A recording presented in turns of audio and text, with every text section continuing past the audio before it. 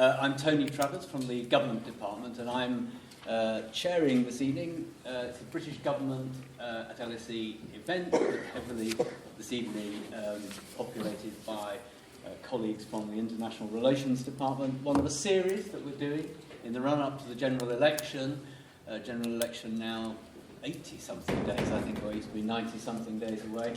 And the purpose of this evening's event really is to look at the foreign policy and defence context, and not all the speakers are going to talk precisely to this, but clearly as we run up to the general election for a country like Britain, it's an opportunity to think about the changing geopolitics of the regions of the world, Britain's capacity to sustain defence spending, 2% of GDP. It's been in the news in the last few days, with defence procurement currently protected but the rest not, and a defence review due to start in the next Parliament. The future of Europe, though we're having a separate event on Europe later in the term, very much in the news, and Britain's relationship with it all the time. So, and I suppose in the longer term, issues that have to do with the UK's position as a medium-scale power as the international system develops. However, I shall say no more than that. Now I shall just introduce our distinguished panel in the order that they will speak. Professor Michael Cox is in the International Relations Department here at the school with interest in international relations, the United States, the Cold War, American power and international terrorism. Chris Brown, Professor of International Relations, his interests are in global politics, globalisation, British foreign policy, US foreign policy, war and ethics. Toby Dodge, Professor in the International Relations Department and Director of the school's Middle East Centre with interest in the politics of military intervention, Iraq, US foreign policy and Middle Eastern politics. I hope the LSE website's up to date, all of this. And last but definitely not least, Margot Light, who is Professor Emeritus in the Department of International Relations with interest in Russia, defence policy, CIS, East-West relations and East European foreign relations. So a panel covering many of the regions of the world. We're going to begin hearing from Professor Michael Cox. Okay, thanks. Can you hear me okay at the back? Do you want me to use the microphone in front of me, or is that okay? That's okay. Okay. I guess it's a bit further towards you for the... Yeah, that's what I was thinking. Okay, yeah, fine. Thank you. I didn't know whether to start with the good news or the bad news. I thought I'd first of all start with the bad news and then go to the good news, but I've decided to start with the good news and then work to the bad news. In a way, if you're going to try and make an evaluation, I'm not going to say anything about the election or who's going to win it, because I don't know, and nor does anybody else. But I thought if we're going to make an assessment of where UK, Britain lies today and what's going to happen, I suppose one's got to add up what Britain adds up to. And I thought I'd just start with that. This is, in some senses, is the good news until I get on to the bad news. But as the founder of this school, Beatrice and Sidney Webb, used to say, facts are important. So maybe I'll just give you a few facts, which I hope at least set some of the other discussion into some context. First thing to remember, which is often forgotten, of course, is that the UK still remains a very large economy, smaller definitely than China, about which much has been written, and certainly smaller than that of Germany, and certainly much smaller than that of the United States of America. But surprise, surprise, when you go down the list of GDP stuff, you end up looking at Britain at about the 6th or 7th largest economy in the world. Often forgotten, but needs still to be restated, because we've been in decline since 1892, and it's therefore maybe a good idea to be reminded that the economy is still a pretty big one in a changing and reshaped global economy, but still not an insignificant player within that. And I think that's where we have to start some analysis. Secondly, it is actually, in proportionate terms, actually a major player, not only in its own size, but also a major player in the global economy. Again, this can be often forgotten because we think of the rise of Germany, the emergence of China, the pre-existing economic power of the United States of America, to name but three obvious ones. But actually, in proportionate terms, Britain still remains an extraordinarily big player in the larger global economy. And this is not just to do with the City of London, although the City of London although it's easy to denounce it and denigrate it, it's still a fantastic part of the British economy, and it ain't going away. And actually, if you want to kind of think of assets, capabilities, it is a capability and will remain so for a very, very long time, whether you like bankers or not, or whether you want your daughter to marry one or your son. But it is still part. But it's not just the city. I mean, everybody keeps saying, oh, we're only finance. It's only the City of London. Take the City of London out and that's the end of the UK. Well, it isn't quite like that. Again, I'm kind of looking at some facts. And I was yesterday at the Foreign Office, just to drop a name, and they gave out some very interesting stats on this. Actually, Britain is actually one of the largest contributors to foreign direct investment in the world, far bigger than China, by the way. It actually, last year, had 1.6 trillion, I know trillion, pounds worth, not dollars worth, so translate that into dollars. It is a major both contributor to foreign direct investment and a major recipient of foreign direct investment. And it makes it really quite a large player in the international economy. One of the biggest investors in the United States today, by the way, is not China, it is not Japan. It still remains the UK for all sorts of other reasons. And massive amounts come into this country as well. It is also, by the way, just to add another fact to the discussion, it is a major player in the world trade system. It contributes in and out about $709 billion worth of world trade. So it is a very big, large trader as well. By the way, just to make a quick point here, just quickly, Tony, there's been so much talk about the emerging economies, the rise of the rest, turning towards India, trade delegations to China, that actually, if you look at the basics of British foreign direct investment, British trade, British economic relations, guess where they are? And they ain't where sometimes people think they are or they are going to. They are still very much transatlantic. They're still very much connected to the United States of America. And by the way, just to make the obvious point, they're also very much connected to the European Union by a major margin. So much of the headlines has been about emerging economies, the rise of China, Britain's growing relationship with all that. Actually, the fundamentals of the relationship still remain very trans-channel, if I can put it like that, and transatlantic. I'd also say as an asset, if we're actually adding it up, without sounding too chauvinistic about London, I think actually London is a major international asset. You know, if one is thinking of world cities, and we do, I mean, this whole issue about role of cities in the world, how they define countries, how they define the image of countries, you know, I would say that if one's looking at two or three great world cities in the world today, it's very difficult not to think of London. I'm about to say this in front of Tony. This keeps Tony very happy, of course. London is one of them, and that has, again, major consequences, it seems to me, for the image of the United Kingdom, for the number of tourists who come here, for our hotel, trade, service industries, and all sorts of other things. But I think it's far more than that. I think it's much, much, much more than just that. Let me also add that a lot of countries in the world today, and Margot will be talking about one of them, and Toby will say something about the Middle East, but you know, unless you live in certain parts of London, it's relatively safe, it's very stable, the rule of law, and generally speaking, you can't bribe the cops, and they won't arrest you unless, well, maybe they will. But nonetheless, it does make a difference, you know, what the nature of the political system is and the rule of law. It's all very boring, liberal bourgeois democratic stuff, but go to a place which doesn't have the liberal bourgeois democratic stuff and you'll know the difference. And again, that is not an insignificant factor in thinking about, you know, where we stand in the world and how this country is perceived. Many people, even those horrible rich people who keep putting their money in the city, keep saying, one of the reasons I come here is because somebody's not going to kidnap me or try and take my children away, and then you know you'll end up. You know, so all those things are not unimportant.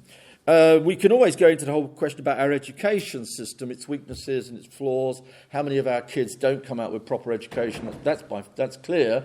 Nonetheless, even if we're thinking about measuring a country's power and assets, I always throw in higher education for the obvious reason I'm in one, namely the LSE, in a city which is a higher education city.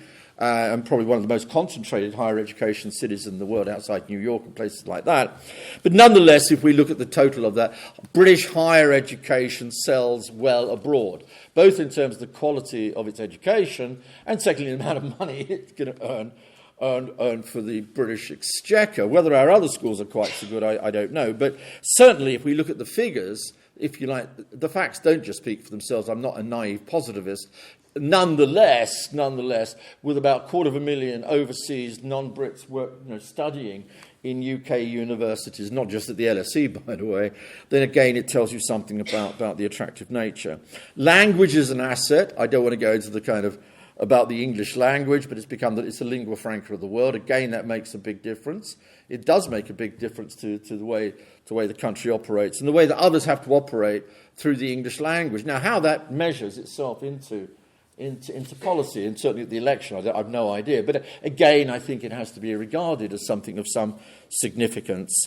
Overall, it's got a decent set of allies and partnerships, not bad. NATO may be going through all sorts of difficulties. Maybe a lot of Brits don't like Europeans. They may not ever go into the Channel Tunnel. They may think Obama is the worst president since the one before, which is pretty difficult. But nonetheless, you also measure the influence and power of any country in the world by the numbers of allies and partners you have. Here again, it's quite an interesting comparison, say, with a country like China, which has lots of economic partners but very few allies, unless you count North Korea as being one of them. Finally, very quickly on the UN, it's a member of the P5, again not insignificant, although much disputed, increasingly by a highly divided P5 between, if you like, the Western powers on one side and China and Russia on the other, mainly, not entirely. And I'd say finally, without sounding like a real toady, actually most of the people I've actually met in the Foreign Office and other levels of our international civil service, whether it's the FCO, DOD, DFID, places like that, I find them actually pretty competent. And I've been in lots of countries where that competence has never been measured. So again, it's not something. When I lived in Ireland, I must say people said about the British always punching above their weight, this kind of Douglas Hurd kind of, cliche. And Ireland, I thought, punched much more above its weight. And part of the reason for that was actually the quality of its civil service. And in some senses, I think that adds up. Okay, that's the good news. Let me then address what I think are three of the fundamental problems, and then I'll shut up, Tony, very, very quickly. What are the fundamental challenges, it seems to me, which are confronting any government of any coloration which is going to come into power after May, if indeed they can work out, before having a second or third election to decide who's going to be the government? We shall wait and see. The big one that comes up time and again, and I had all this yesterday at the FCO, and I've heard it time and time again, is the question of resources. Who's going to pay? We're in a period of deficit reductions, blah, blah, blah. It goes on and on and on. At the FCO, they're telling me now they've got about another 25% cuts to come. This obviously will impact on defence. It impacts on the quality of the people who can hire. What is morale like when you can't pay people properly? All these kinds of things. It is a really big, significant issue. Whether the Treasury and the FCO and the foreign policy apparatus have joined the thing together, I don't know, but nonetheless, we are living in an era of much diminished resources. I took a fact again, I don't know if this is true, maybe Toby can verify it. Actually, at the current moment, the British are flying the same number of sorties in planes against ISIS as Belgium.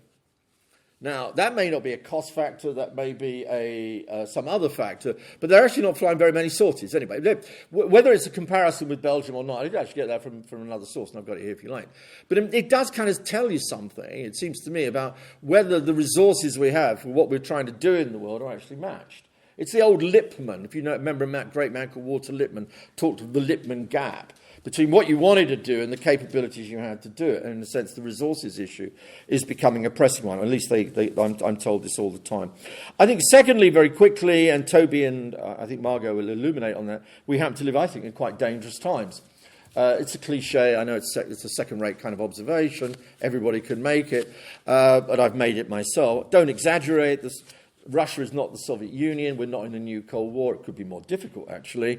I don't regard China as the new Soviet Union, etc., etc., etc. The British economy is not doing too badly at this moment in time, but I do think we live in pretty dangerous times, as we perceive, and Toby will pick up some of this on the Middle East, ISIS, the homegrown, and then the question of Russia and Ukraine, which Margot will also deal with. In some senses, I actually wish we did have a Cold War with the Soviet Union, in the sense as that at least the Cold War kept everybody separated, and you knew where your spheres of influence were. Now that, it seems to me, has gone right out the window, and nobody quite knows where the lines are. When you had lines in the Cold War, at least you knew where you couldn't go and what you couldn't do. That's what I meant by that. I don't think it is a Cold War. The third thing I'd simply say, and finally I'll conclude quickly, is while we constantly go on, and down at Foreign Office they go on a lot, and at DOD and the intelligence services do this a lot, we have a special relationship with the United States, haven't we? We've been talking about that since Winston Churchill in 1946, and you want to go back even further, you can. Nonetheless, it does seem to me that however important that relationship is to us, I'm not quite so sure the Americans now see it as being quite so important as they used to, for all sorts of varieties of reasons. I do think, however loyal we may be and however important we may be, somebody said to me today, a very famous American academic was in town, America's really close to one big European country. Germany. He's kind of joined at the hips, I was told this too, with one major European politician, Merkel. Well, again, I have no problem with Mrs. Merkel playing the role she does, or any other European country playing. But it does seem to me that there's a changing landscape in the debate in Washington about perceptions of the British for all sorts of good and no doubt bad reasons. And finally, Tony, and I'll shut up, I'm bound to say Europe. Half in, half out. Are we walking out the door? Do we want to stay inside the house? Blah, blah, blah. All the messages being sent out by this government, or these sections of this government, is that we're psychologically not in Europe, and that although our interests still remain within it. And I think, again, that leaves a big question. And I'm not sure any of the parties at the current moment have solved that. The only thing is that domestic politics could end us up in some very, very dangerous territory on that particular issue. After all, foreign policy, as Chris said this afternoon in the seminar, foreign policy of any country is not just determined by your national interest, but by domestic politics. And I think the big worry going forward too is the question of the degree to which domestic politics could shape preferences and outcomes in ways that we may not particularly like, or may not even be in that old-fashioned notion of a British national interest. Thank you very much indeed. Okay, great. Thank you very much. And we'll move straight on to Chris Brown. Round of applause at the end. Oh, we do it. All standing ovation. Okay, thanks very much, Tony, and thanks, Mick, for the overview. I'm going to lower the tone a bit by talking about actual politics and the election, surprisingly enough, because what I want to do is to talk a bit about what the foreign policy of an alternative government to the present one might be. Now, effectively, the starting point for talking about that is to talk about Labour Party policy, because the outcome of the next election will either be total chaos or a coalition led by either the Conservatives or the Labour Party. So in that sense, working out what the Labour approach to foreign defence policy is quite important. Our Labour Party has actually produced its prospectus on foreign policy. It was launched by Douglas Alexander at a meeting last week in Chatham House, in which he spoke for half an hour. The speech itself, I have to say, was boring at a level that was rarely seen in modern society. But the question and answer for half an hour was much more informative, as it always is, which is one of the reasons why we shouldn't speak for too long, so that we can get into this. Douglas Alexander, and I'll say a bit about Douglas Alexander himself at some later stage, because in terms of the politics of the post-election period, he could be or not an important figure. The title of his talk was Progressive Internationalism as a Counter to the Introversion of Global Politics. Wow. I think various people pointed out this is not going to go very well on a car bumper sticker. And the history was much better. But at the same time, it's actually quite good stuff. I mean, the introversion of global politics. One of the points he was making is that across the world today, we're seeing global publics looking inward. We're seeing pressure in every country to look inwards rather than outwards. And he argues, I think with some plausibility, that this is actually not a good thing, that a degree of international engagement and commitment is important and needs to be developed. And that's what progressive internationalism is about. So that's the title of the project. What kind of changes would be envisaged? The answer, I think, if you read the documentation they've produced, and I've given a short version of it on the LSE elections blog I put up today, the answer is, in substantive terms, very little. We spent about an hour at Chatham House trying to find some specific thing that the Labour Party would do differently, as opposed to the kind of mood music. The only issue was Europe. And one of the things I took from the meeting was that there isn't going to be a last-minute announcement by the Labour Party that they're going to go for a referendum, which some people had expected. He was very clear on that. So, in specific policy terms, it's quite different. What he was offering instead was a kind of mood music. He was saying that progressive internationalism rests on a strong economy, and of course it would be his view that Labour economic policy would produce a stronger economy than the Conservatives, although that's obviously would be contested by the Conservatives. Organisational solidarity, based on active engagement with our friends and allies in international organisations. And this was the point he spent most of the time discussing, which was essentially, his argument was that the coalition over the last 5 years has alienated many of Britain's friends and allies in the world, and that this has damaged Britain's influence. He argued this was particularly obvious in the European Union, where there are fewer British civil servants in the European Union than there used to be. The extent of influence that Britain exercises within Europe is much less than it should be, given the size of the British economy, which, as Mick says, is very impressive.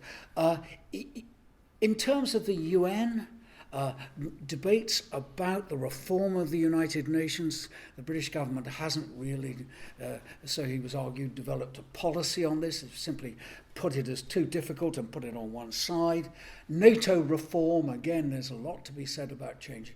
I mean, his point was throughout that the coalition wasn't contributing to this. And so the big difference from his perspective was that the Labour Party, a Labour-led government, which is what he wants, of course, rather than a coalition, but a Labour-led government would be much more outgoing. It would engage with partners. Now, this is mood music rather than specifics. And it was interesting that when the Q&A took place, we tried to talk a bit about specifics and didn't really get very far. So, he was asked about Palestine and would the Labour Party recognise Palestine and his answer was yes, but only when it contributes to peace in Israel. His policy on the Middle East was do no harm, which sounds like a good idea, but then again, since virtually nobody actually deliberately intends to do harm, it's just a little vacuous. And he was talking quite a lot about the harm done by the Iraq war. I mean, since he himself voted for that war, presumably he didn't intend to do the harm that followed from this. So again, there's a sense that this is mood music rather than anything specific. One thing that was specific was the continuation of a minimum nuclear deterrent. And that seems to be an absolute rock bottom point. He stayed away from any specifics on defence, probably wisely, but on the excuse that somebody else was going to be handling this. Now, one of the things I find interesting, and here we can get on to the politics a lot more, is given this position, this set of positions, where are we in terms of potential coalition building? I mean, the LSE's blog at the moment has election predictions, and on that basis it's not impossible, but they're putting the percentage of either Labour or Conservative getting an absolute majority at 5%, I think, is the current prediction. So we're talking probably about some kind of coalition. What I found really interesting is that Labour's foreign policy is going to be a real problem if they're looking for a coalition with parties on their left, such as the SNP and the Greens. That effectively, the SNP are now, they used to be in favour of pulling out of NATO. The Greens still are. The SNP isn't anymore, but it's very unenthusiastic. It wants to cut. Nuclear policy, it is absolutely rock solid against nuclear weapons and having them based in Scotland.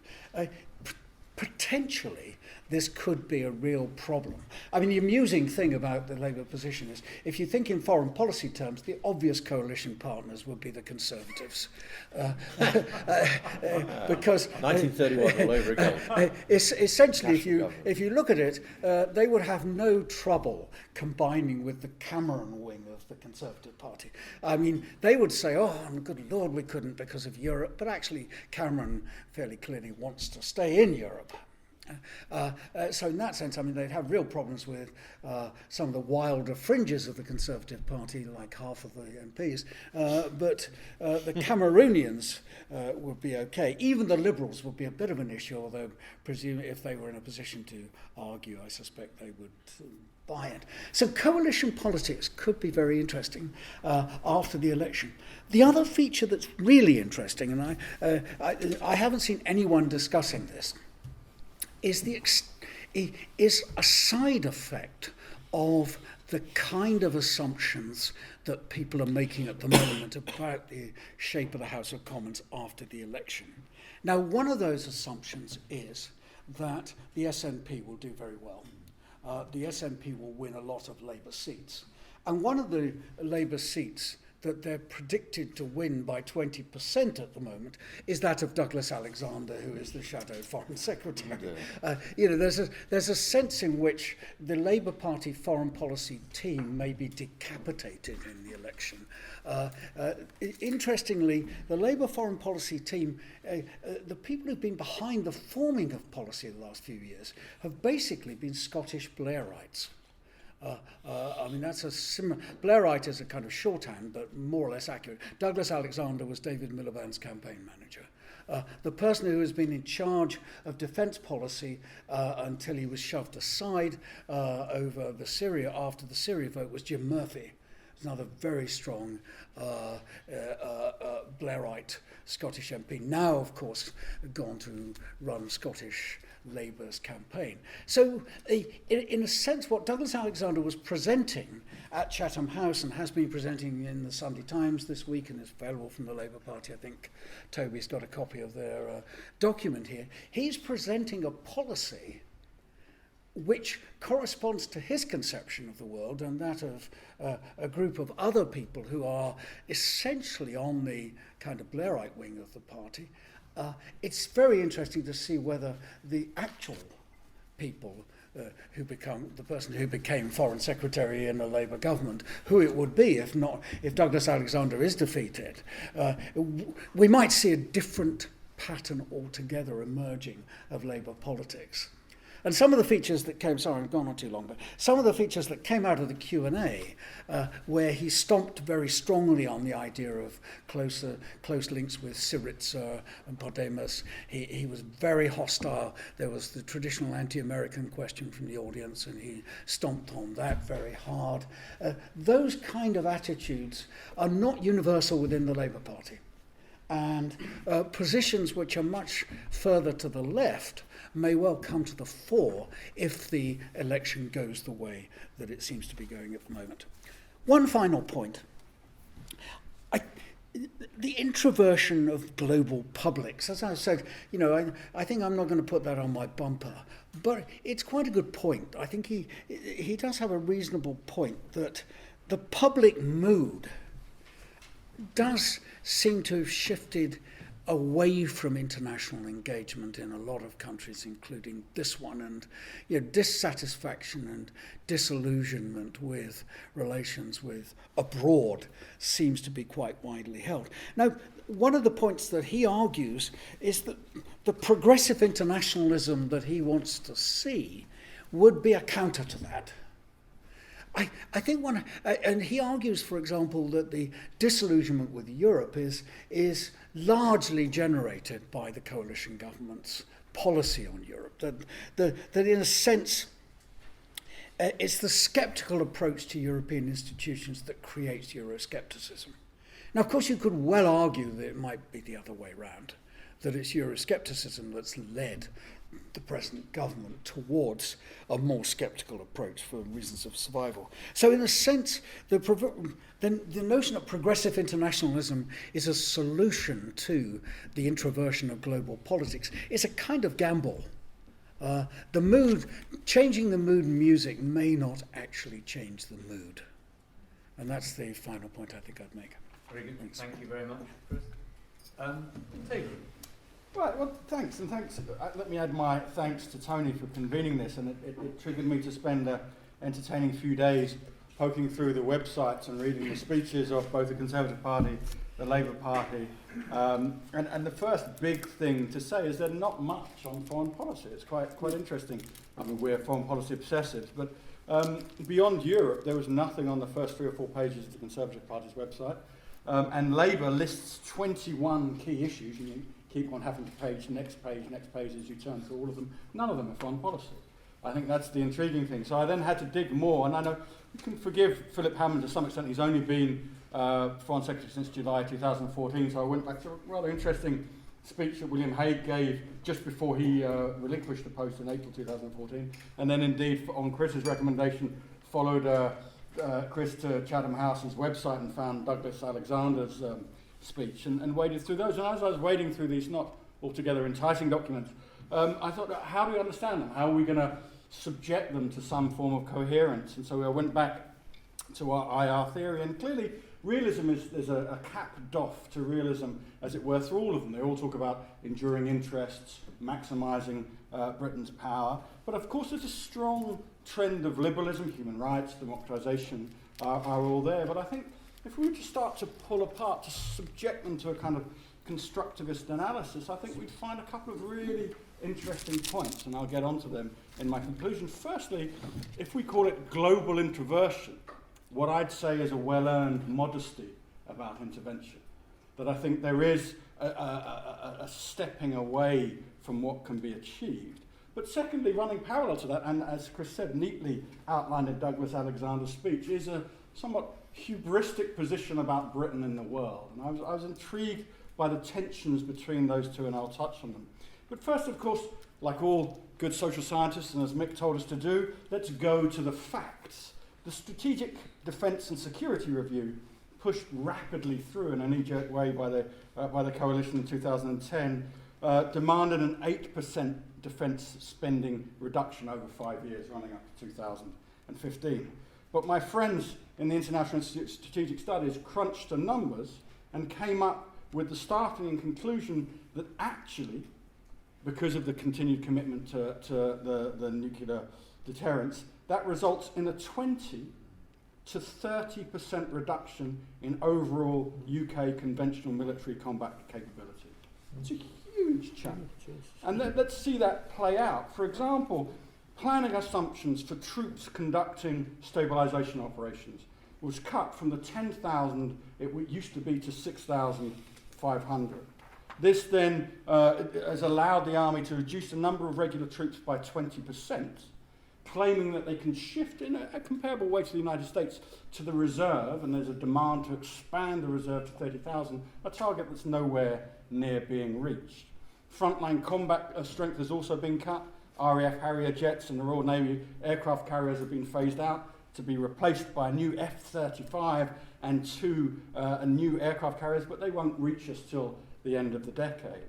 And this led the defence staff, this led the Chief of Defence Staff, Nicholas Houghton, to claim that the armed forces may well be heading towards a kind of a place where there'd be a hollow force, possession of exquisite equipment, yes, but insufficient resources to actually staff that equipment.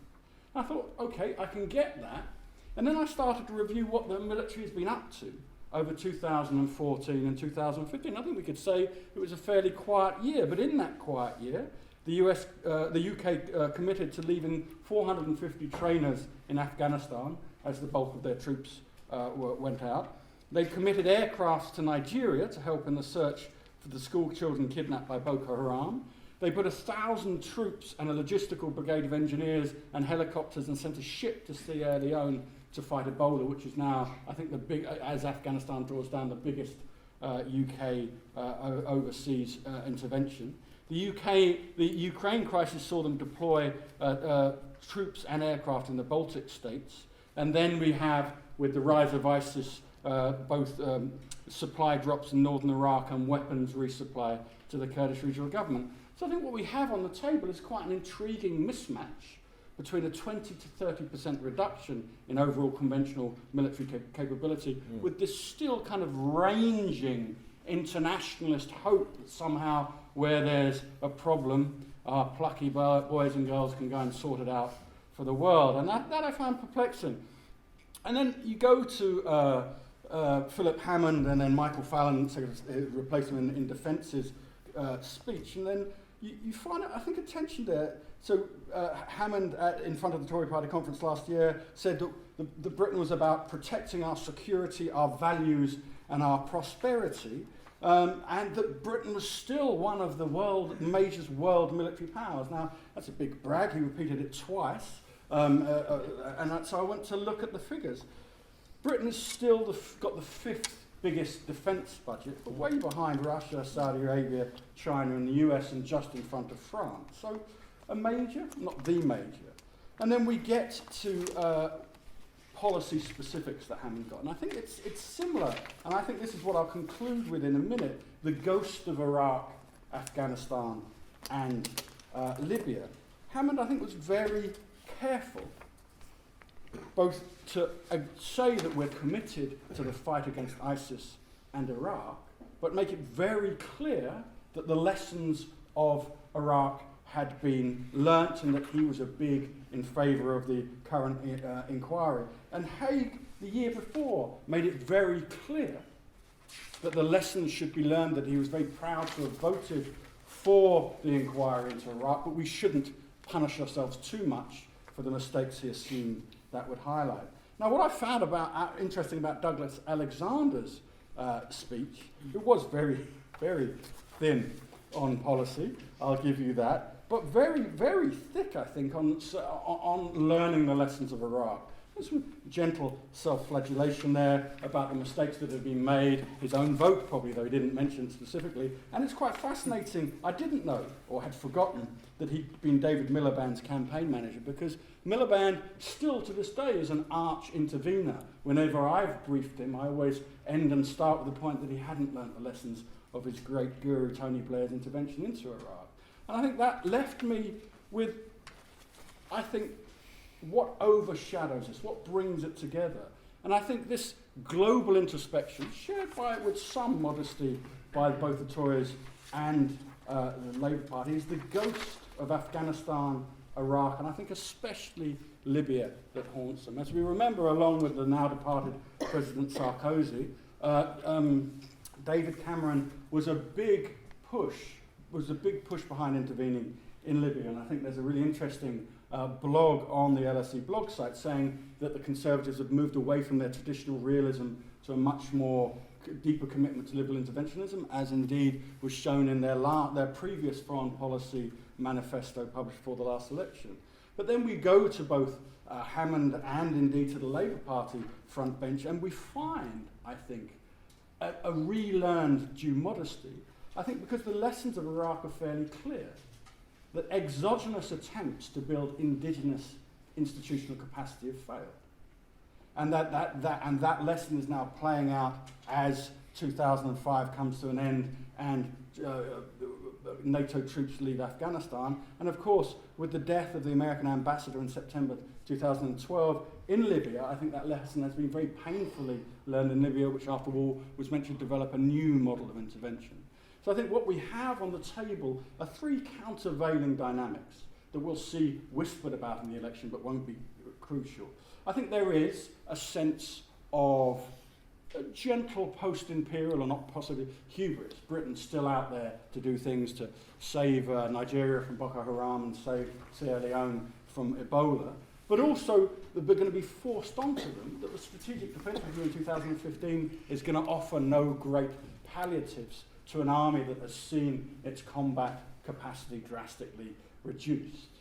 And that overshadowing all this, and indeed the main cause, I would argue, for undermining the special relationship, not the imprisonment of Obama's relatives in Kenya during the Mau Mau, but the fact that the British military, as referenced by Bob Gates a couple of years ago, failed to deliver sustainable military partnership in both Afghanistan and Iraq to the United States, and failed in a very embarrassing way. So I think when we look at these manifestos, we find a kind of a shallow hubris and an argument for Britain's elongated, expanded role in the world, constrained with economic realities and the reality of the abject failure of the previous interventions since 2001. Great.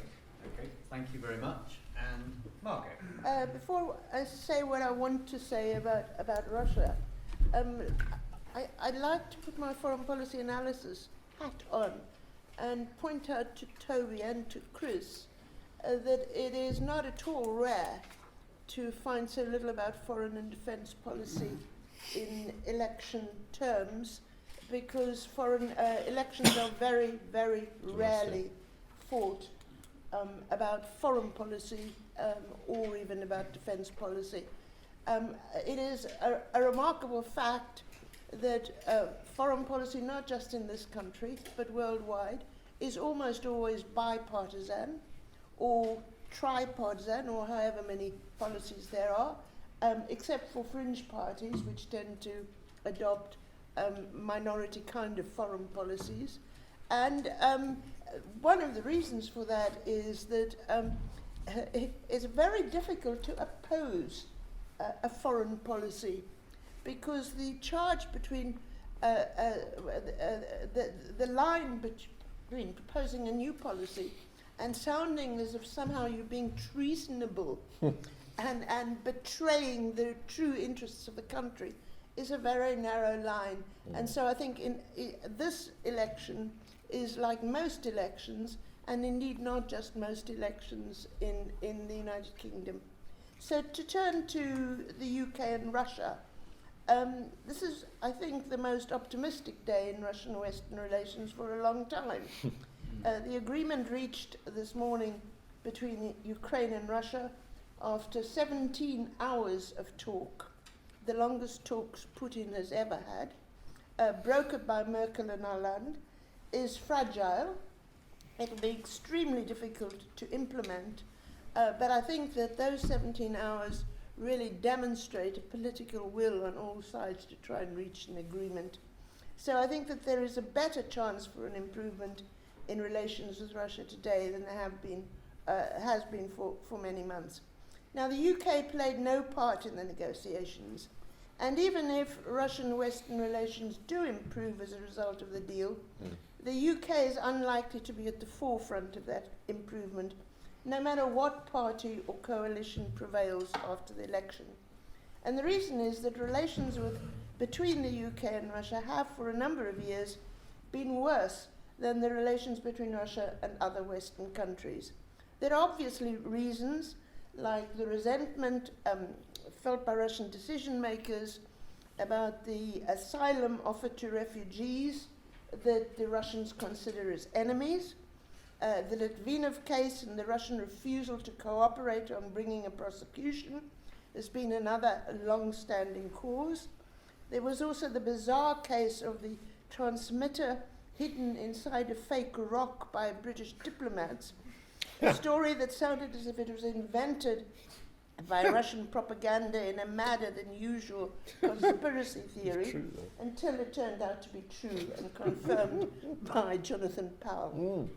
More recently, UK-Russian relations have not been helped by the epithets used publicly to describe Putin. The Prime Minister has compared Russia to Nazi Germany. The Foreign Secretary recently called Putin a mid-20th century tyrant.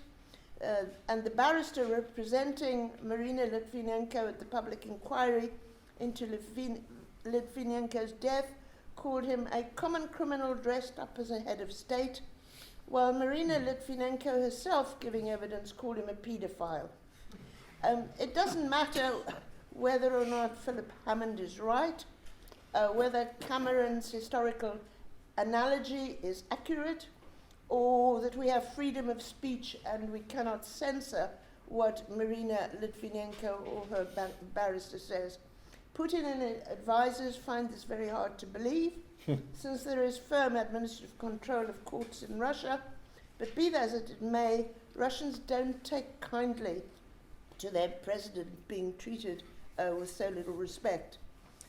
I would argue that in the last few years, the UK hasn't really had a policy towards Russia. In an op-ed in The Independent last Saturday, Roderick Braithwaite, the former ambassador to the Soviet Union and former chairman of the Joint Intelligence Committee, argued that much recent comment on the Ukraine in the British press has been marked by, and I quote, a barely forgivable ignorance about its history or politics, an over-hasty willingness to put the blame for all its troubles on Vladimir Putin, and an almost total inability to suggest practical ways of bringing effective Western influence to bear on a solution. I would suggest that this is equally or even more true of the British government, this government, and indeed the second term of the last government. Braithwaite is harder. He remarks that the British seem to have given up doing foreign policy altogether. So the first challenge an incoming government must meet is to formulate a policy towards Russia. It might help if the incoming government understood a little about what has led Putin to adopt the belligerent foreign policy that he began during his second presidential term. In fact, I would date the change from his election as president the second time in 2004.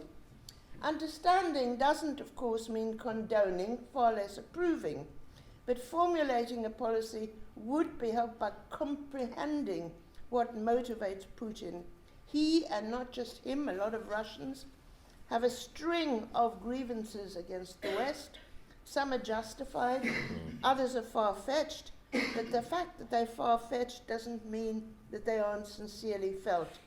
One of the justified grievances is that in the 15 years since the end of the Cold War, Western leaders have rarely listened to what Russians have said.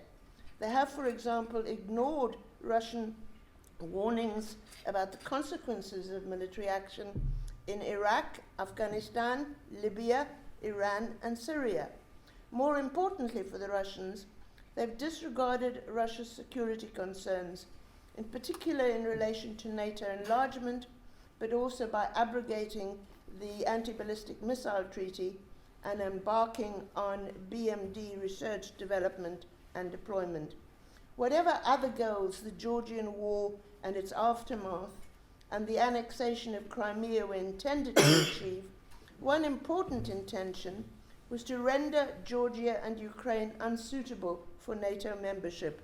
That is, if NATO continues insisting that aspirant members must first settle their irredentist claims. An incoming UK government doesn't need to agree with these grievances, but understanding how important a part they play in Russia's perceptions might be a good basis for formulating a policy towards Russia. One thing is clear, the UK needs to engage with Russia, not just to oppose it. Russia and the UK don't only have opposing interests, they also share important interests, and they need to cooperate in order to achieve their common goals, for example, in relation to the future of Afghanistan or in the Middle East. Consequently, for pragmatic reasons, but without abandoning norms and values, the UK ought to engage Russia rather than ignoring it or being rude about it. Thank you. Very good. Very good. Okay, thank you. Well, that's four brilliant expositions, some of them on the same subject, some referring to each other as it went along, which is really good. I'd just like to start the questioning, if I may, by wondering about the oddity that there's been these huge cuts to defence spending. You know, the old question, can only a Conservative government make cuts at this kind of scale? Part of that thought. But at a time when the same government was pushing up international development spending. Yeah. International development spending, right. I think, in the Labour Party, I think I'm right in saying, is, as the present government is committed to getting it up to 0.7% of GDP and holding it there, whereas defence spending, Barack Obama was worried, might fall below 2%. So what kind of consistency is there there? Well, let me just maybe Toby pick up on that and others as well. One of the persons who's kind of shaped my thinking on this is Major General Jonathan Shaw, who used to be, I think, Deputy of the Defence Staff, and he makes precisely that point, that defence spending is clearly being cut in ways, and maybe even more so than Toby pointed to. Talking to people in the Foreign Office, you hear exactly the same story, more cuts to come, and whoever gets in, by the way, there's no doubt that it's deficits are the problem, and they've got to be solved, and the FCO and others will take a bit of a hit. World Service, indeed. But the one, in a sense, the circling around the wagons of DFID are clearly there as well. I mean, the DFID will not be impacted to anything like the same degree. Now, is that going to happen? I don't know. Is that wise? I've no idea. But it does seem to me in that strategy, it's the focus on DFID, which is, and I would imagine that this is not creating great love for DFID into other parts of the apparatus. But that is certainly the point that he makes in evidence he recently gave in the House, and something I think Toby hinted at. But I think DFID seems to be the favoured child of that. Now, whether that adds up to foreign policy as opposed to an aid strategy is a much larger question. That's a development aid strategy. All good stuff, no doubt, but it does raise big questions about how you're going to implement a full foreign policy or a defence strategy while you're talking at the level of cuts that Toby was talking about, and which the FCO is talking about, of 25 to 30%. Yeah. Chris, do you want to say something? Yeah, it's interesting. Before the last election, before the 2010 election, ring-fencing DFID was a Conservative policy. Yeah. It was one of the three areas that they were going to defend: National Health Service, I think, secondary education, and DFID. And nobody was quite clear why the Conservatives were doing that. And I think the smart money was saying that this was to kind of counter the nasty party image. That this was a kind of PR opera. The problem is that once you ring-fenced it, taking the ring-fencing away looks like it does look nasty. What are we going to do? We're going to turn around and say, well, we've been protecting DFID, but we decided we don't care about this. You're not going to do that. So the whole ring-fencing thing is, if you look over the last few years, things have been added, but nothing has been taken away. And this, I think, is a disastrous policy, frankly, because the more and more you ring-fence particular areas of expenditure, it means the cuts have to be higher on everything else. It's distorting priorities. And one, just a last point that reinforces this point. Tony said, defence spending isn't going to meet the 2%. I mean, no way. It's going Barack Obama was worried. No. Well, I mean, I think it's now very clear it's going to fall to about 1.7 by 2020. Worse, it's only going to be at that level because of spending on nuclear weapons. If you look at real defence spending on the armed forces outside of the subs, it'll be less than that. And added to which, in reaching that figure, they're including some DFID spending as part of the defence budget. So there's a sense in which defence has been really savaged in all this. And can I just finish? Sorry, Chris. Getting back to Toby's point, only a Conservative can cut defence spending. I think there's an element of truth to that. What I would say is even stronger is only a Conservative government could end the nuclear deterrent. Because I think the Labour Party is so psyched out by what it conceives of as the electoral disaster of the 1980s, which it associates quite strongly with unilateral nuclear disarmament. Maybe wrong on that, but everyone I spoke to in the Labour Party, you say to them, isn't it crazy that we're spending so much money on nuclear weapons? And they say yes. And you say, are we going to do anything about it? And they say no. They really won't, because they think this will be perceived as being it's a bit like for them, it's a bit for them like international development spending is for the Conservatives. Yeah. It's a signifier It's, of the position. it's indicating something that they cannot afford to back away from. Just back. I mean, it bounces off Toby's original point, and what Chris just said on defence spending.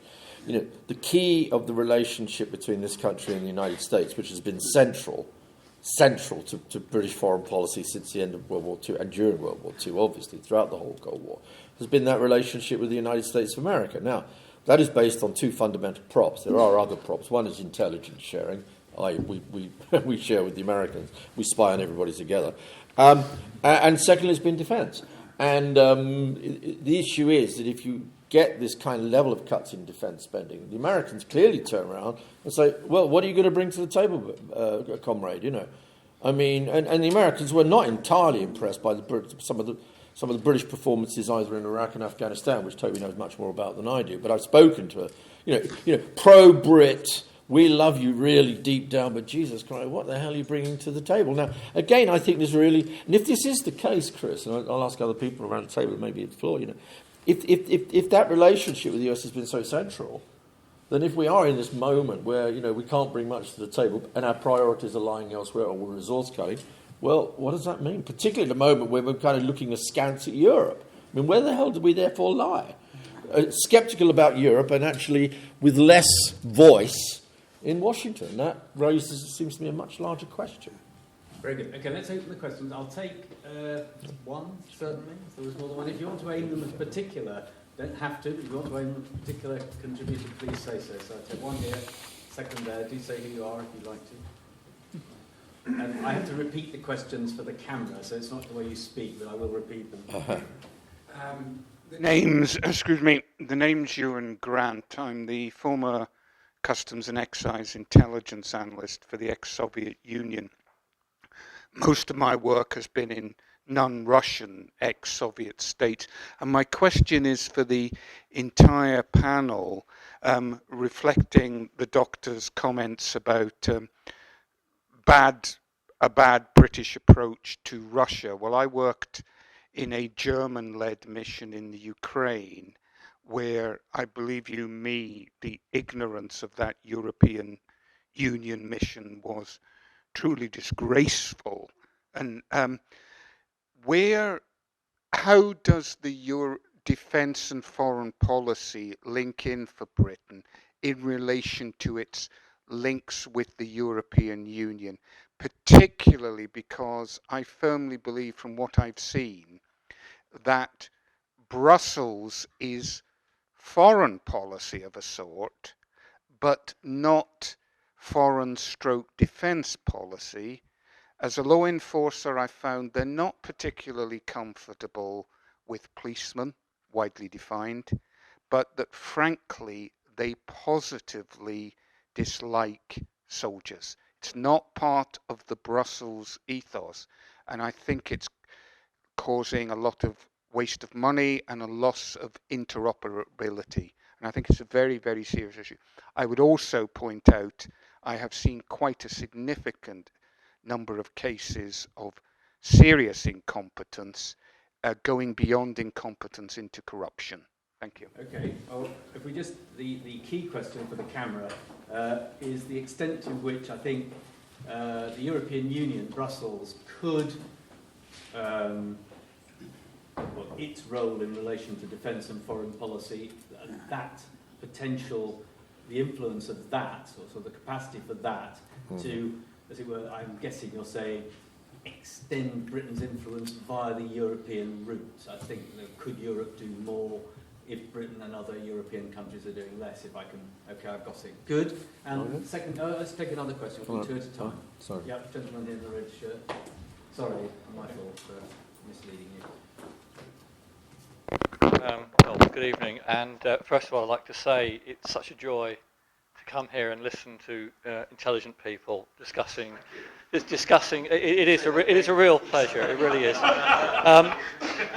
I think that the panel have touched on a couple of things which have bothered me, and I suppose my question is going to be: are there any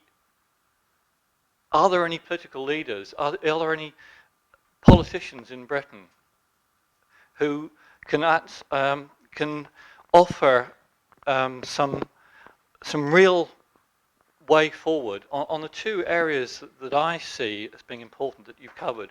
One is we might want to stay as a nuclear power, but do we really need to continue with the implementation we've got? Can we be a nuclear power with the benefits that does provide, but not have to have this hugely expensive solution we have now? And the second one is, are there any politicians who actually say, jumping into bed with Bush was such a bad thing to do, in my opinion, but right now, if we hadn't done that and we were faced with ISIS, the population of Britain, I'm sure as a whole, most of it, would say we should go in there and we accept we will incur losses. But there is real wickedness to be combated. Again, so the question is, are there any politicians, leadership, who are perhaps thinking about these things? Okay, very good. Now, just to repeat that for the camera. It's a bit long-winded. No, it's fine. It's for the camera to do this for everybody, not just you. First is, to put it simply, can a nuclear deterrent be sustained, but without buying Trident with all its costs? And second, the question was to do with politicians. Remind me, I'm right. Providing leadership, is there anyone saying actually we should be involved in solving problems like this? And it's, I mean, notwithstanding the problems caused for Britain by Britain's involvement with George W. Bush and earlier international efforts, is it still possible to galvanise public opinion where it needs to be? Is that the problem? Yeah. Right. Can I don't know which. Margot, why don't you have Toby, you spoke. Well, Margot first, then Toby, and then we'll. Yeah. On the defence and foreign policy in Brussels, I mean, Brussels does, of course, have a defence policy now. As I understand British policy, it is not at all enthusiastic about that, but it is much more enthusiastic about NATO. So I think that, and Britain has contributed quite a lot. I mean, NATO's done quite a lot of training, for example, you won't believe this, but in Ukraine. And Britain has contributed quite actively to that in the past. And I suppose may again in the future. The problem, of course, is that NATO in Ukraine is a real red flag to a bull as far as any improvement of the relationship with Russia is concerned. On the question of Trident, I mean, you say there are definite advantages to having a nuclear deterrent. If you could send me an email and tell me what they are, I'd be really grateful, because for many, many years I've failed to see any advantage whatsoever. You can't use them, they cost a great deal of money, and you can't get rid of them, so it seems to me that they are the most terrible millstone around our necks. And I don't think there is any politician now that would dare to say, let's send troops against ISIS, not just because of Iraq, but partly because of Iraq, but also because of Libya, because if you were to send troops against Iraq, you would have to send them into Syria, and I think everybody is now terrified that doing that would lead to consequences, unintended consequences that would just make ISIS stronger. Of course, that begs the interesting question. If there were a minority government, not a coalition, and so the government had an agreement with some smaller parties on confidence and supply, as it's called, it would find it harder to win the kind of votes which the government lost in the House of Commons about involvement in Syria, because that would almost certainly not be covered by confidence and supply. So that's something I don't think I'd thought about before this evening, but what you all said, I think that would be difficult anyway. Sorry, Toby. Yeah, a few things. I've spent far too much of my time in Brussels briefing their foreign-focused civil service on the Middle East. And I suppose I'm caught between two reactions. One is absolutely agree with you and shake my head and wonder what on earth's going on in terms of, especially on the ground, incoherence, lack of institutionalisation, high personalisation, and then say, but it's kind of early days, that the institutionalisation of a relatively new foreign service takes time. Just on Margot, I completely agree, and I was pondering how to answer the question about the independent nuclear deterrent, which isn't independent and probably isn't a deterrent, and versus, as Chris was saying, the need to shrink the conventional power projection of basically boots on the ground in order to pay for it. And that there are rational arguments about top table, punching above our weight with these little missiles or whatever, but it strikes me as much more caught up with Britain's view of itself, what its decision makers, and indeed, as Chris is saying, potentially its electorate think is needed to remain a great power.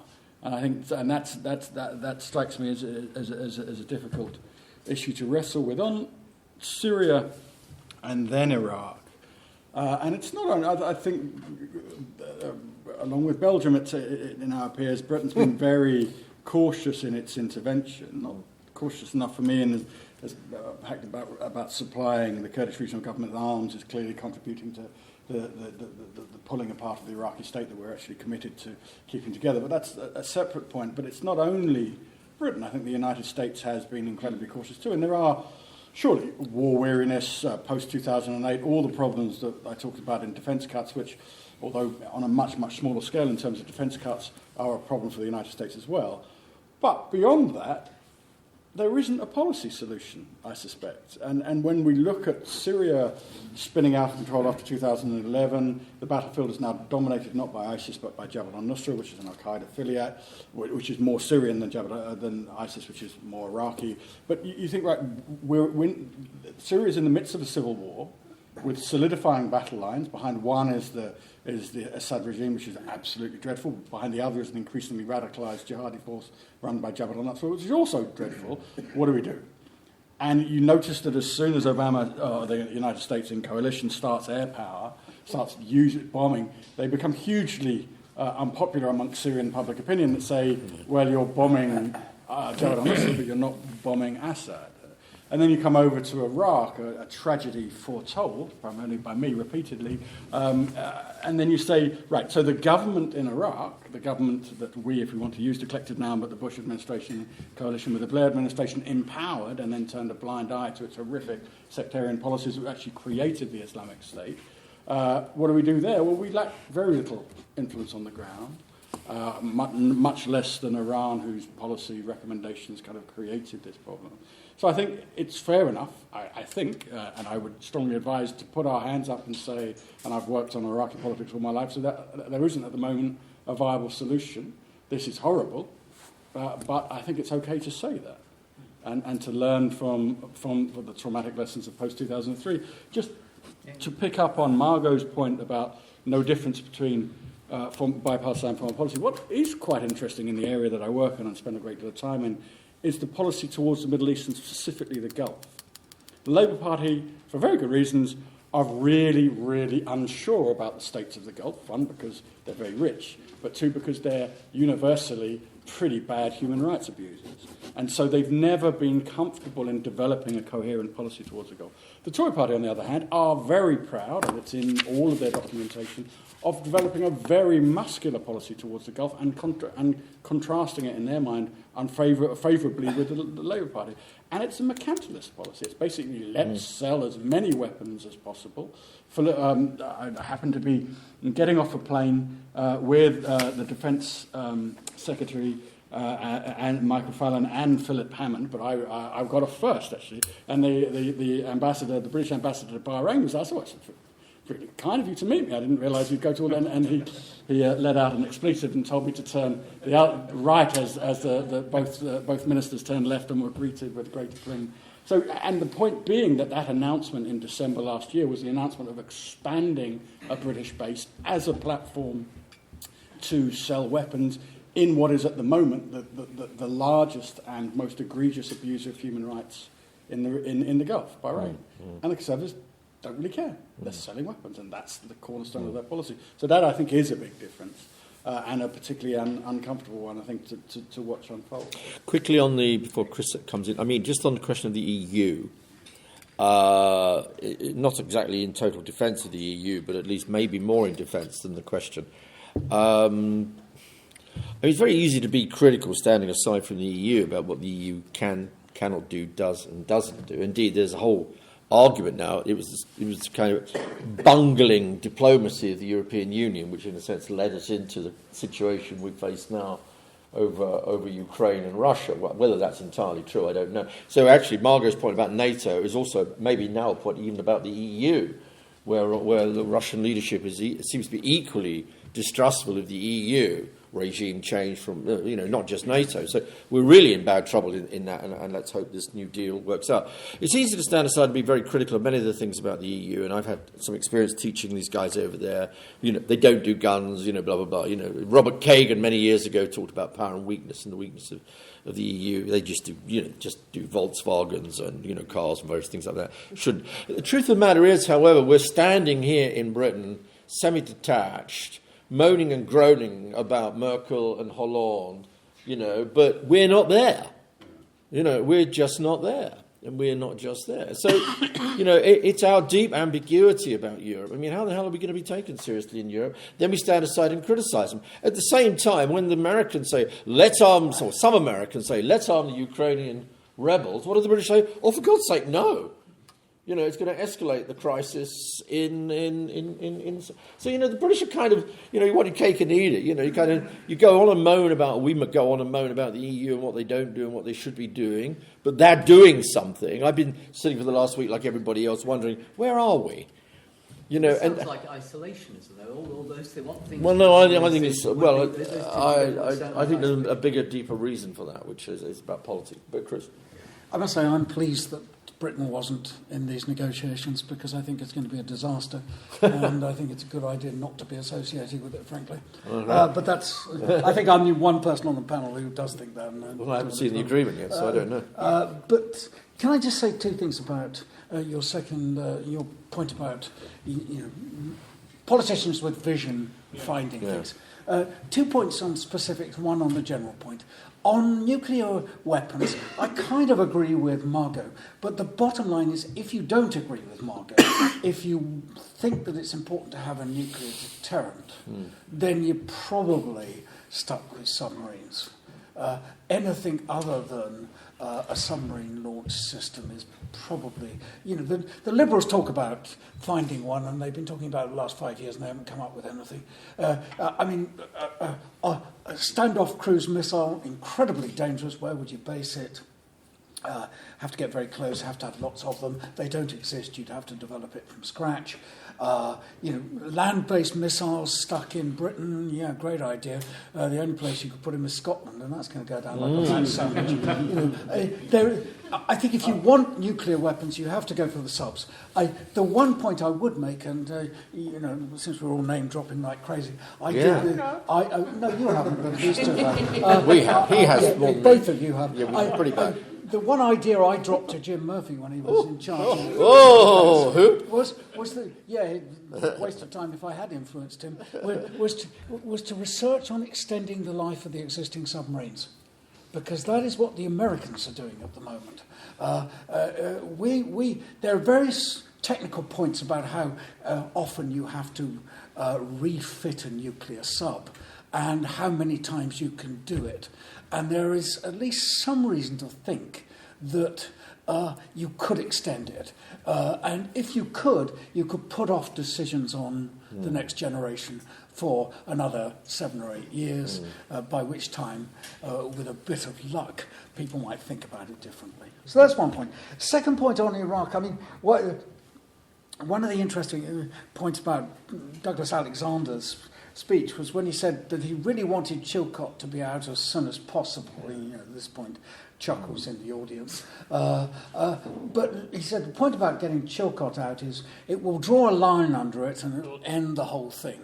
And of course, that's absolute nonsense. That whatever Chilcot says, people will still be arguing about this for ages. And that brings to my last point, which is, you said one of the problems was we haven't got politicians with vision, and I think that's absolutely right. The last politician we had who had real vision and charisma was Tony Blair. And look where that got And us. look where that got us. You know, I mean, I'm not as hostile to Tony as most people are, but, you know, I think it's, if you wanted an illustration of how being a great charismatic leader is not necessarily a good idea, that would be one of them, I would have Or thought. having principles is not a very good idea. I think he had principles, but they were just different from those of the most of the people. And what he intended, in fact. So anyway, one there, and one, there we've got four. So 1, 2, 3, 4. Well done. 5.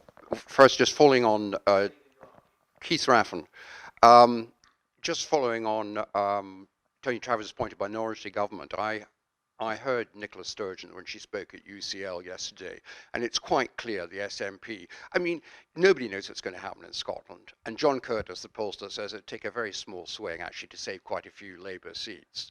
But it's quite clear they're veering towards confidence and supply and minority government. I mean, they had great time as a minority government in Scotland. They ran it for 4 years, successfully doing deals with the Scottish Tories, which was something she'd prefer us to forget now, but it was actually the Tories which helped sustain the SNP minority government. But it's quite clear they want that. They also feel they want to keep distance. They see what have happened to the Liberals in a coalition. So, you know, for both those reasons, and confidence and supply is such a lovely, neat phrase, but, excuse my language, it's a bloody nightmare, because basically what it means is the business managers of those parties meeting on a daily basis, trying to, you know, do deals on a daily basis instead of right at the beginning of a parliament to get stuff through, anything through, which means basically I'd have thought that in foreign defense policy you'd just be kicked into touch. That's the first thing. The second thing is about Russia and Europe. And I'm just wondering whether there is actually a split developing in Europe over Russia. I mean, you hear Alexander Stubb of Finland on the Today program today, very careful what he says about Putin, much more careful than Obama. You know, he wouldn't be drawn and say, I don't trust him. You've got the Baltic states very edgy, you've got Poland edgy, but you've got Putin playing a very clever game. I mean, he had his state visit to El-Sisi, who's a bit browned off with the Americans anyway, so he's getting Egypt inside. He's got the foreign minister of Syriza making noises against sanctions because of his long-standing connection with Russia. You've got the Italy situation. I mean, Putin is not without friends and with allies, and he seems to be much more adept and an activist foreign policy than anybody in Europe. Okay, for the camera. Parliament, trouble for Parliament, minor or non-government or not a majority government of any kind, trouble for defence and foreign policy. And second, Mr. Putin's style and the difficulty of coping with it in the West. Now, there were some questions at the back. So to go back to the discussion, I'm Beth. Go back to the discussion on DFID spending versus budgets of MOD and the Foreign Office at the moment. I was wondering whether you think that in any way represents a move away from realist foreign and defence policy towards a more liberal approach vis-a-vis strategic use of development aid. So about foreign budgets and the use of budgets, and perhaps the more liberal use of budgets. Yeah, move it along to. Yeah. My name's Nasser, and this is directed more towards Margot. You were speaking at length about Putin and attempting to understand his motivations, and you quoted the former UK ambassador to Russia in referring to the UK press as being ignorant of the situation in Ukraine. So I would ask, in your perspective, would you say that former diplomats are a more credible source in understanding the situation in Ukraine than the press? I think, yes. Are former diplomats a better source of information about the Ukraine than the press, I think is what you asked. Right? Yes, I guess what the answer to that might be. Yes, at the back. This is the F2. Can I just make a little comment about like the UK's role in the talks in Ukraine? I mean, it's a little unfair, Professor Cox, Professor Light, because, you know, there is a Normandy agreement that Germany would take the lead and that no other member state would take the lead in the negotiations. So to say they were absent is not entirely fair. That was a decision made at the council level.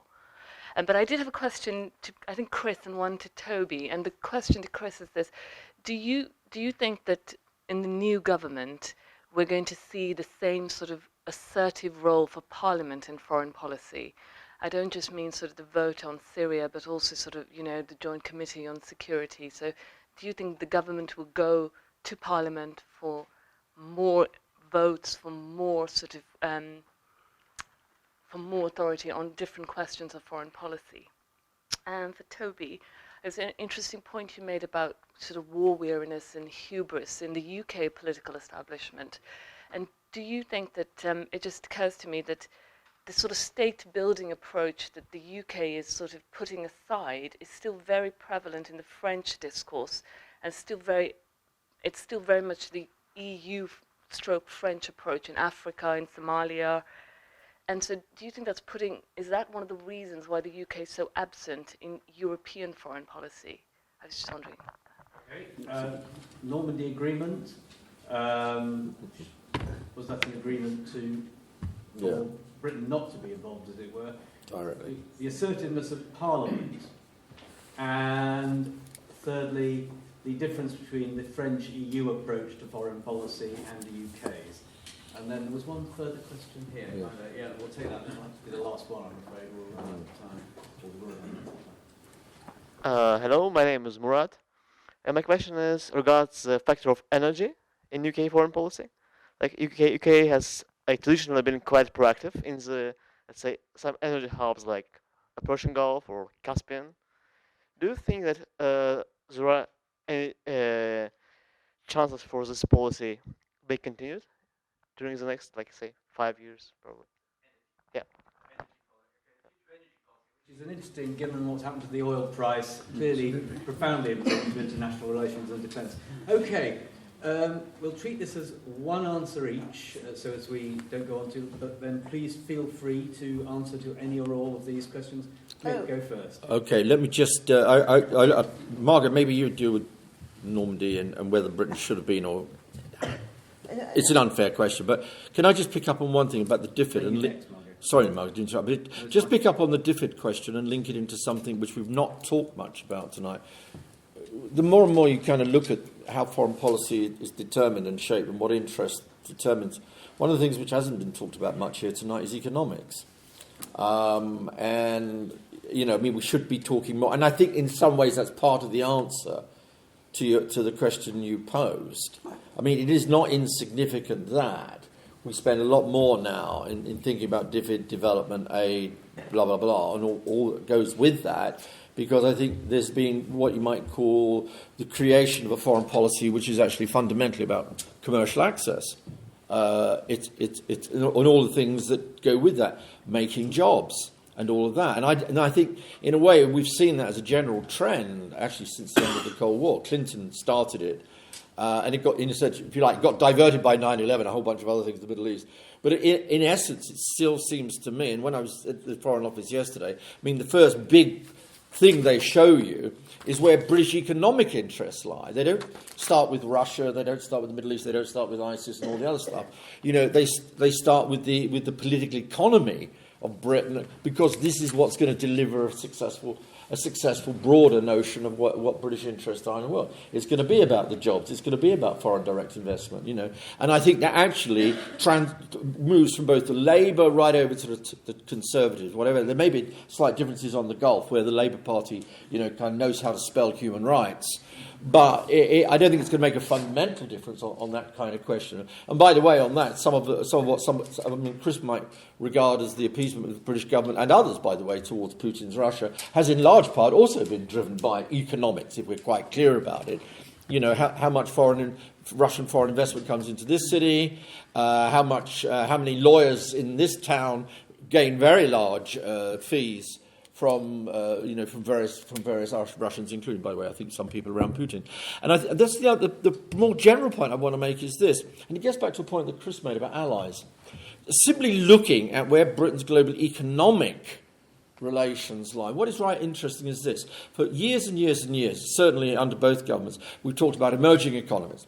It's India, it's China, it is Asia, all important things, no doubt at all. But when you actually look down the basic economic stuff on foreign direct investment, on trade, and all the kind of other things which still create millions of jobs in this country, where do you see it? Exports and imports. Most still goes to Europe and North America. Foreign direct investment, by far and away the biggest proportion goes to Europe and North America. Even the numbers of Brits who live abroad still live largely either in Europe or North America. And I think one of the things we want to bring back into this debate, and in a way you kind of give me an opportunity to do so through the DFID question, is we've got to still focus back in on that. Because in the end, what I think is going to determine the shape and structure, apart from all the big security questions and strategic problems and ISIS and homegrown terrorists and all the rest, which we love talking about, because it's so much more exciting than talking about exporting cars or doing all the other stuff. But it is those things which, in the end, I think are much more important to what's going on than some of the other, well, as important at least. They've been left out quite a lot in the debate tonight, so I thought through the DFID question I'd bring it back in again. Defence exports, I'm guessing. Huge. Those are an important part of what's absolutely. And the relationships with the Gulf and with the Saudis and all the rest of it. Margot. There were 3 questions about Putin. I'm sorry if I was unfair to Britain because there was a Normandy agreement, but I reiterate my point that Britain has not been a major player in relations with Russia. Putin's style, he is a consummate politician.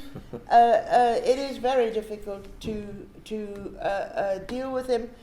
He also doesn't have a public that he really has to answer to, but even more, any Western politician would give their eye teeth to be as popular as Putin is at home. Russians really like this muscular policy, but the oil price has fallen and the sanctions may not work, but the falling oil prices are really telling on the Russian economy, and I think they will go on doing that. Are former diplomats more adept at understanding? Some, but not all. I've heard some pretty awful comments and very stupid from former diplomats. The one I quoted happens to be very good. I.e., I agree with him. But of course, some journalists are quite good. But of course, if you really want specialists, go to academics. That's why we're here tonight. That's why we're here tonight. Toby, I'll come back to you, Les. Yeah, very telegraphically.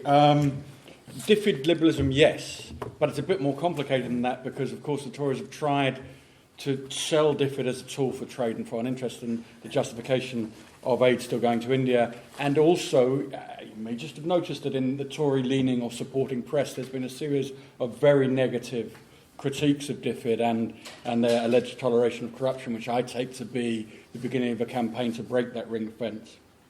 Just very briefly on Putin and al-Sisi, because of the Camp David Accords and the financial benefits that Egypt reaped from that from the United States, it is hard to overstate the dependence of the Egyptian military and the Egyptian government on US money.